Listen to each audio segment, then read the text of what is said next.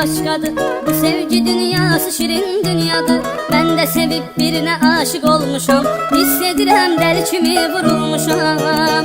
Sevdiğim insan o kadar güzeldir, mənə xoşbəxtlik onunla geldi. Yüreğim bir tek sevirdir onu, ömrümün olsun onunla sonu. Onu düşünen seven yüreğim var benim, şükürler olsun meleğim var benim. Daha bu hayat yıkabilmez ki beni, yaşamak için bir gereğim var benim.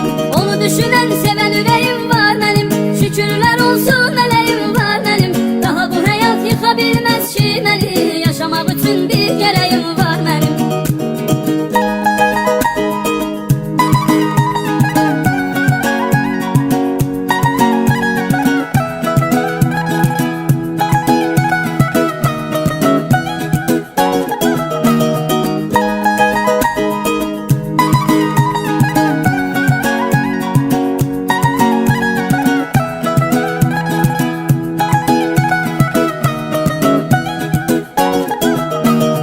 Elə ki darıxdım yığıram tez onu, canım deyir ilk açanda telefonu. Nazımla oynayır qeydimə qalır, o da məni çox sevir, mənlə nəfəs alır.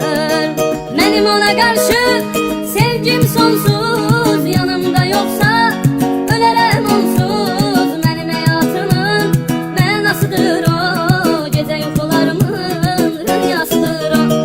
Onu düşünən sevən ürəyim var mənim, şükürlər olsun meleğim var benim. Daha bu hayat yıkabilmez ki beni, yaşamak için bir gereğim var benim. Onu düşünen seven yüreğim